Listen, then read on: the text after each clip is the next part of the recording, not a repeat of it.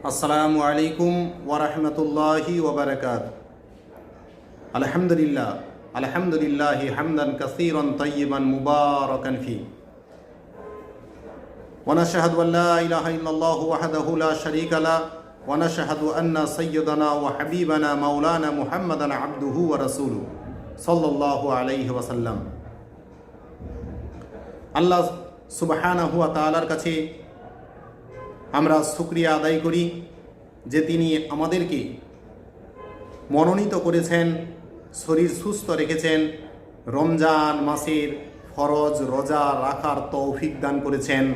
তার জন্য সকলে শুকরিয়া আদায় করি আলহামদুলিল্লাহ। কেন আমরা শুকরিয়া আদায় করব? এই কারণেই শুকরিয়া আদায় করব, কেননা আল্লাহর করুণা ছাড়া এক পলক কোনো মানুষের বেঁচে থাকা সম্ভব নয়। আর আল্লাহর করুণা ছাড়া, আল্লাহর রহমত ছাড়া কারো পক্ষে নেক আমাল করাও সম্ভব নয়। এই আল্লাহ যে আমাদেরকে মনোনীত করেছেন, ইসলামের 5টা স্তম্ভের ভেতরে বুনিয়াল ইসলাম ও আলা খামস, বুখারী মুসলিম শরীফে হাদিসটি বর্ণিত আছে। ইসলামের 5টা স্তম্ভের ভেতরে রমজানের ফরজ রোজা হচ্ছে একটা মস্ত বড় স্তম্ভ। সুতরাং এই যে ইসলামের 5টা স্তম্ভের একটা স্তম্ভ রমজানের রোজা আদায় করার জন্য আল্লাহ যে আমাদেরকে বেছেছেন, তার জন্য আমরা শুকরিয়া আদায় করছি। আর একটা কথা আমাদেরকে জেনে রাখতেই হবে, যত বড় ইবাদত হোক না কেন, সমস্ত ইবাদতের চেয়ে বড় ইবাদত হচ্ছে নামাজ। নামাজকেও যদি আমরা আল্লাহর নবীর সুন্নত তরিকা অনুযায়ী না আদায় করি, ওই নামাজের কোনোই গুরুত্ব থাকবে না, ওই নামাজের কোনো সওয়াব আপনি পাবেন না। আর ছোট্ট একটা আমাল, চাইছে পানি খাওয়া হোক না কেন, সেটা যদি আমি আল্লাহর নবীর সুন্নত তরিকা অনুযায়ী করি, তাহলে এর সওয়াব আপনি অনেক বেশি পাবেন। সুতরাং আমরা রমজানের রোজা শুরু হয় সাহারি খেয়ে আর শেষ হয় ইফতার দিয়ে। আমরা চেষ্টা করব আল্লাহর নবী কেমনভাবে সাহারি খেতেন, কোন খাবার খেয়ে ইফতার খেতেন। আর সাহারির গুরুত্বও অপরিসীম। আল্লাহর নবী হাদিস পাকের মধ্যে বলেছেন, যারা আহলে কিতাব অর্থাৎ ইহুদি নাসারারা তারা উপবাস করে আর আমরাও উপবাস করি, তাদের এবং আমাদের ভিতরে পার্থক্য হচ্ছে সাহারি খাওয়া। তারা সাহারি খায় না, আমরা সাহারি খাই। আল্লাহ নবী বলতেন, এসো ও আমার সাহাবাগণ, বরকতময় সাহারির খাওয়ার আমরা খাই। ভাবতে অবাক লাগে, যেটা আমরা গ্রামগঞ্জে দেখতে পাই। একজন মানুষ যদি সাহারির সময় উঠে যায় আর পাশের বাড়ির যদি কেউ না ওঠে, আমরা ডাকাডাকি করি, এটাও একটা সুন্নাত। আল্লাহ নবী যা হাদিস থেকে পেয়েছি, আল্লাহ নবী জনাবে মুহাম্মদুর রাসূলুল্লাহ সাল্লাল্লাহু আলাইহি ওয়াসাল্লামের একজন বিখ্যাত সাহাবা ইরবাজ বিন সারিয়া রাদিয়াল্লাহু তাআলা আনহু হতে বর্ণিত, তিনি বলেন, ক্বালা দাআনি, রাসূলুল্লাহ সাল্লাল্লাহু আলাইহি ওয়াসাল্লাম আমাকে ডেকেছেন। কিসের জন্য? এলা সুহুরি ফি রমাদান, রমজান মাসে রোজা রাখার জন্য সাহারি যাতে আমি খাই, তার জন্য আল্লাহ নবী উঠেছেন, খেয়েছেন এবং আমাকেও ডেকেছেন। আর আল্লাহ নবী জনাবে মুহাম্মদুর রাসূলুল্লাহ সাল্লাল্লাহু আলাইহি ওয়াসাল্লাম বলেছেন, ফাকালা হালুম্মা ইলাল গাদা ইল মুবারাকা, এটাই আসো আমরা বরকতময় খানা খাই। এর ভেতরেই বরকত রয়েছে। আবু দাউদ শরীফ, নাসাই শরীফে হাদিসটি বর্ণিত আছে। সুতরাং আমরা যারা সাহারির সময়ে উঠব, পাশের যদি বাড়ির কেউ না ওঠে, তার সাথে যত ঝগড়া বিবাদ যাই থাকুক না কেন, রমজানের সমস্ত ঝগড়া বিবাদ অন্তর থেকে দূর করে দিয়ে বন্ধুত্ব সুলভ মনোভাব তৈরি করে তাকে ভাই ভেবে আমি ওঠার সাথে সাথে তাকে আমি ডাকবো, তাহলে ওই ব্যক্তি সাহারিতে যে উঠবে সে যা সওয়াব পাবে তার সমপরিমাণ সওয়াব কিন্তু আপনি পাবেন। কেননা আল্লাহ নবী, আল্লাহর পরে যার মর্যাদা তিনি ডেকেছেন। আল্লাহ নবী জনাবে মুহাম্মদুর রাসূলুল্লাহ সাল্লাল্লাহু আলাইহি ওয়াসাল্লাম সাহারি খেতেন খেজুর দিয়ে। এটা আমরা আমল করার চেষ্টা করব। হাদিসটি আবু হুরায়রা রাদিয়াল্লাহু তাআলা আনহু, আল্লাহর নবীর বিখ্যাত সাহাবা। যত আল্লাহর নবীর সাহাবাগণ ছিলেন, সবচেয়ে যিনি বেশি হাদিস বর্ণনা করেছেন আবু হুরায়রা রাদিয়াল্লাহু তাআলা আনহু, উনার থেকে হাদিসটি বর্ণিত।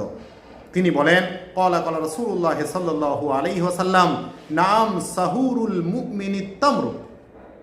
কতই না বরকতময় খাওয়ার মুমিনদের জন্য সাহারিতে খেজুর। সুতরাং আমরা খেজুর দিয়ে সাহারি শুরু করব। তারপরে আমাদের আঞ্চলিক যে খাবার, সে চাই ভাত হোক, রুটি হোক, ফল হোক, যেই হোক না কেন, মুড়ি হোক, তা আমরা খেলে কোনো অসুবিধা নেই। কিন্তু শুরুটা আমরা একটা হলেও খেজুর দিয়েই শুরু করব। তাহলে আল্লাহ নবীর সুন্নত আদায় হয়ে যাবে এবং ওটা ইবাদত বলে গণ্য হয়ে যাবে। হাদিসটি আবু দাউদ শরীফে বর্ণিত, মেসকাত শরীফে বর্ণিত আছে, 1901 নম্বর হাদিস। আল্লাহ নবী জনাবে মুহাম্মদুর রাসূলুল্লাহ সাল্লাল্লাহু আলাইহি ওয়াসাল্লাম সাহারি তো খেয়েছেন খেজুর দিয়ে, ইফতার করেছেন কি দিয়ে আমরা একটু জানি। আল্লাহ নবী ইফতারও শুরু করেছেন খেজুর দিয়ে। খেজুর দিয়ে ইফতার করাটাও সুন্নাত। ডাক্তাররা বলেন, মেডিকেল সায়েন্স এখন বলছে, এই যে আপনি অনেকক্ষণ খালি পেটে ছিলেন, খালি পেটে থাকা অবস্থায় যদি আপনি খেজুর দিয়ে আপনি খাওয়া শুরু করেন, বা কোনো মিষ্টি জাতীয় খাবার দিয়ে যদি খাওয়া শুরু করেন, পাকস্থলীর জন্য এটা খুব একটা উপকারী খাবার। আপনার শরীরের রোগ নিরাময় আল্লাহ সুবহানাহু ওয়া তাআলা করেন।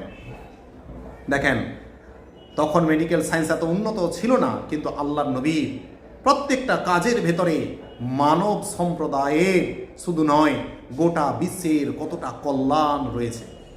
আমরা যদি আল্লাহর নবীর সুন্নত অনুযায়ী নিজের জীবন অতিবাহিত করি, মানুষ রোগ মুক্ত অবস্থায় নিজে জিন্দেগি যাপন করতে পারবে। হাদিস আমরা পড়লে, হাদিসটা আপনাদের সামনে পড়লে বুঝতে পারবেন।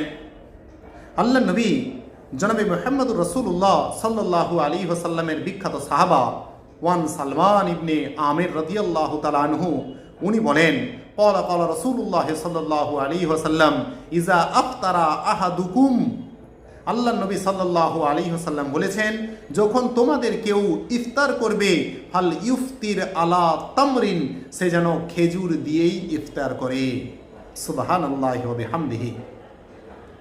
তারপরে ধরুন সমস্ত জায়গায় কি খেজুর পাওয়া যাবে? যদি আপনি না পান, তারও ব্যবস্থা করে দিয়েছেন এমন একটা ব্যবস্থা যা সমস্ত জায়গায় আপনি পাবেন, সেটা হচ্ছে পানি।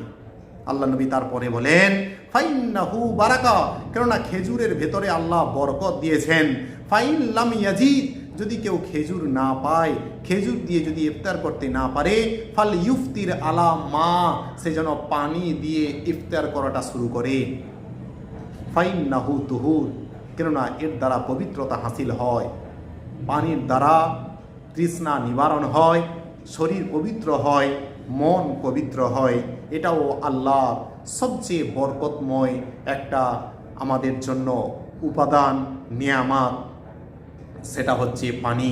কেননা আল্লাহ সুবহানাহু ওয়া তাআলা সূরা নাহলে বলেন, হুয়াল্লাযী আনজালা মিনাস সামাই মা'আল লাকুম, আমি হচ্ছি তোমাদের সেই রব যিনি আসমান হতে তোমাদের জন্য বৃষ্টি পানি বর্ষণ করেন।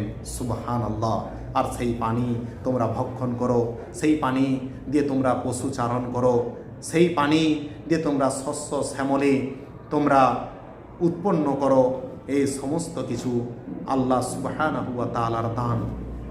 সুতরাং আমরা চেষ্টা করব সর্বপ্রথম খেজুর দিয়ে সাহারি করা আর খেজুর দিয়ে ইফতার করা।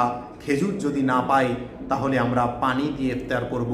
তারপরে আমরা যে যা খাওয়ার খাই না কেন, যদি হালাল জাতীয় খাবার হয় কোনো অসুবিধে নেই। এইভাবে যদি আমরা করি, তাহলে এটা ইবাদত বলে গণ্য হয়ে যাবে। আল্লাহ সুবহানাহু ওয়া তাআলা সাহারি ও ইফতারকে সঠিকভাবে করার তৌফিক দান করুক। সকলে বলেন আমিন। আর একটা কথা ভালোভাবে আমাদের স্মরণে রাখতে হবে, অতিরিক্ত বেশি আমি যেন সাহারির সময় না খাই তাহলে কিন্তু রোজার গুরুত্ব হারিয়ে যাবে। আর ইফতারের সময়ও আমরা এমন অতিরিক্ত খেয়ে ফেলি, অস্বস্তি শুরু হয়ে যায় শরীরে, নামাজে অলসতা চলে আসে, তারপরে তারাবির নামাজ সঠিকভাবে পড়া সম্ভব হয় না, তাহাজ্জুদের নামাজ আমরা পড়তে পারি না। সুতরাং আমাদের প্রত্যেকের কর্তব্য সাহারির সময়ে অল্প খাওয়া, ইফতারের সময়েও অল্প খাওয়া। তাহলে দেখবেন আল্লাহ সুবহানাহু ওয়া তাআলা আমাদের রোজাকে সঠিকভাবে কবুল করবেন। ওয়া আখির দাওয়ানা আনিল হামদুলিল্লাহি রাব্বিল আলামিন। আসসালামু আলাইকুম ওয়া রাহমাতুল্লাহি ওয়া বারাকাতুহু।